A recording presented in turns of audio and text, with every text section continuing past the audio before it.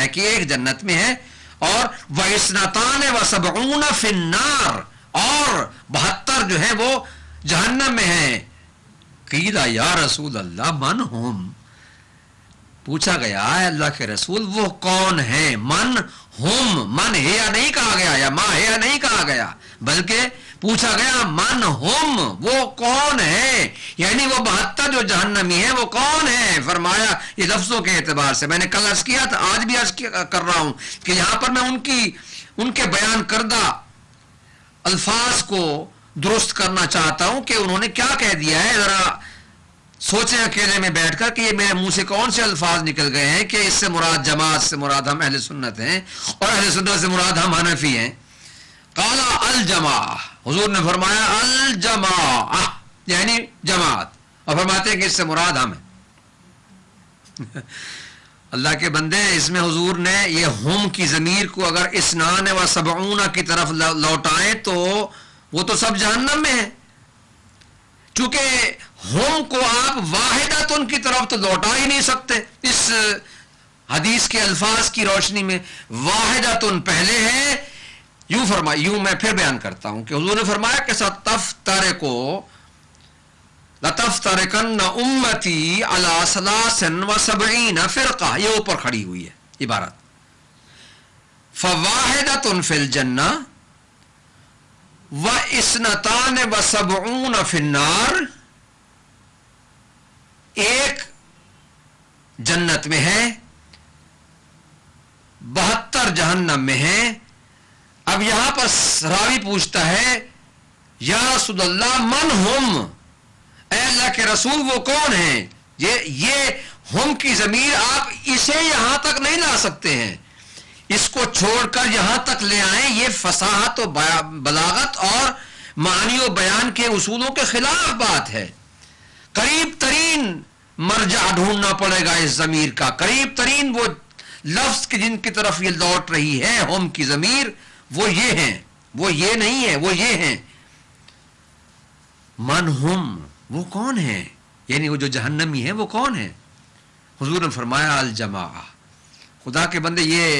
روایت آپ کے حق میں جاتی ہے؟ کیا واقعاً حضور یہ فرماتے ہیں، ایسا فرمائیں گے کہ وہ جماعت جو ہے وہ جہنمی ہے اور وہ جماعت آپ ہیں؟ آپ تو اپنے آپ کو مدعیان سنت کہتے ہیں، تو حضور تو آپ کو جہنمی کہہ رہے ہیں۔ اس سنن ابن ماجہ میں لکھی ہوئی حدیث کے الفاظ کی روشنی میں آپ نے فرمایا کہ الجماعت سے مراد ہم ہیں، تو ذرا آپ اس کے الفاظ کو دیکھ کر غور کریں کہ ہم کی ضمیر تو پلٹ رہی ہے اثنان و سبعون کی طرف، اور وہ بھی ہیں آپ کے بقول اعتراف، اقرار العقلاء علی انفسہم جائز، عقلاء کا اقرار اپنے ہی بارے میں وہ نافذ ہوتا ہے۔ کوئی عقل مند یہ کہہ دے نا یہ کام میں نے کیا ہے، اگر وہ عقل مند ہو، اگر وہ کہہ دے کہ یہ کام میں نے کیا ہے تو اسے قانون پکڑ لیتا ہے کہ تو نے اس کا اعتراف کیا ہے۔ کوئی چوری کرے اور وہ کہے کہ ہاں یہ میں نے چوری کی ہے، اس کے بعد اس سے پھر کوئی اور ثبوت مانگنے کی ضرورت نہیں رہتی، وہ خود ہی اقرار کر رہا ہے۔ اقرار العقلاء، البتہ عقلاء ہونا چاہیے، اقرار العقلاء علی انفسہم جائز، وہ نافذ ہے، اس کو اسی اقرار کی بنیاد پر ہی اس کے ساتھ سلوک کیا جائے گا۔ لہذا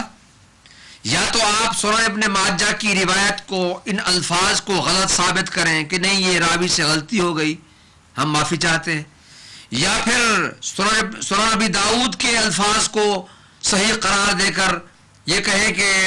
ان الملت ان هذه الملہ ستفترق على 73 اثنتان وسبعون في النار وواحدة في الجنة وهي الجماعة، کہ جہاں سوال کرنے والا کوئی نہیں تھا حضور نے فوراً کہہ دیا وهي الجماعة۔ میں نے عرض کیا ہے نا کہ واحدة کے لیے ضمیر ہے چاہیے، جو کہ یہاں فوراً کہہ دی کہ وهي الجماعة۔ اگر یہ صحیح ہو تو اس کا مطلب یہ ہوا کہ پہلی سنن ابن ماجہ کی روایت غلط ہے جسے آپ صحاح ستہ میں سے شمار فرماتے ہیں، بھائی اس کو نکال دو اس صحیح کتابوں میں سے کہ اس نے غلط روایت کو لکھ دی ہے، اور پھر اس کے بعد یہ جو میں بس کر رہا ہوں سنن ابی داؤد جلد 4 صفحہ 198، اور پھر اسی کو المستدرک علی الصحیحین نے بھی جلد 1 صفحہ 128 میں بھی لکھا ہے۔ میں اس کی سند پر اس لیے بحث نہیں کرتا کہ اسے شیعہ سنی تمام محدثین نے لکھا ہے اور وہ ہمارے ہاں ایک اصول ہے۔ یہ تو فرماتے ہیں نا کہ ہم سند کو بڑی فراخ دلی کے ساتھ بغیر سند دیکھے لکھ دیتے ہیں۔ ہمارے ہاں ایک اصول ہے کہ اگر کوئی ایسی روایت ہو کہ جس کی سند ضعیف ہے لیکن اسے متن کے لحاظ سے علماء کرام نے اتنا بیان کیا ہو کہ وہ مشہور احادیث میں سے شمار ہو جائے، تو شہرت جبران کرتی ہے اس ضعف کا، یعنی اس کو کمزور سند کی کمزوری کو اس شہرت کی وجہ سے نظر انداز کر دیا جاتا ہے کہ کوئی بات نہیں، وہ شہرت اتنی زیادہ جو ہے لوگوں نے بیان کیا ہے، مشہور ہے یہ۔ تب یہ شہرت علم رجال کی بحث ہے، یہ روایت جو مشہور ہے اس کا معیار، پھر بحث طویل ہو جائے گی، لیکن اتنا عرض کر دوں مختصر طور پر کہ یہ حدیث مشہور حدیثوں میں سے جسے فریقین نے لکھا ہے، لہذا ہم سند پر بحث نہیں کرتے۔ اور وہ جو ابن حزم نے بیان فرمایا اپنی کتاب میں کہ یہ کمزور ہے، یا الفرق بین الفرق میں انہوں نے بیان فرمایا کہ یہ قابل قبول حدیث نہیں ہے، لیکن ہم کہتے ہیں کہ چلیے کوئی بات نہیں، ہم یہ کہہ بھی دیتے ہیں کہ یہ صحیح ہوگی، اس پر ہم زیادہ وقت کیوں ضائع کریں، لیکن کم از کم اتنا تو ضرور آپ فرمائیں کہ یہ ضمیر جمع کس کی طرف لوٹتی ہے۔ اگر یہ ضمیر جمع، اگر یہ دونوں روایتیں صحیح ہوں، آپ کہہ دیں کہ جی کبھی حضور نے وہ بھی الفاظ فرمائے، کبھی یہ الفاظ فرمائے، جبکہ حضور ایک ہی مطلب کو بیان کرنے کے لیے انہیں دو الفاظ استعمال کرنے کی کیا ضرورت ہے؟ ان کا تو بیان خدائی بیان ہے، ان کا بیان تو اپنا نہیں ہے۔ وما ينطق عن الهوى ان هو الا وحی یوحی، وہ تو جو فرماتے ہیں وہ ترجمان وحی الہی ہوتا ہے۔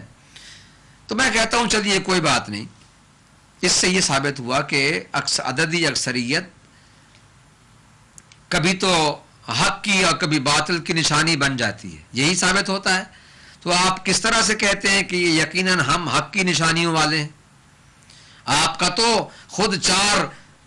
فرقوں میں بٹ جانا اس بات کی دلیل ہے کہ آپ اس حدیث کی نفی کر رہے ہیں کہ میری امت کبھی گمراہی پر جمع نہیں ہو سکتی۔ آپ تو ایک دوسرے کو گمراہ کہتے ہیں، آپ تو ایک دوسرے کو غلط کہتے ہیں، آپ تو ایک دوسرے سے اختلاف کرتے ہیں۔ کیسے ہو سکتا ہے؟ پھر یہاں پر ایک اور روایت بیان کرتے ہیں کہ لا تجتمع امتی علی الخطا یا او علی خطا، یعنی غلطی پر، خطا بھی نہیں کر سکتی، غلطی بھی نہیں کر سکتی، نہ ضلالت یعنی گمراہی پر جمع ہو سکتی ہے اور نہ ہی خطا اور غلطی پر جمع ہو سکتی ہے۔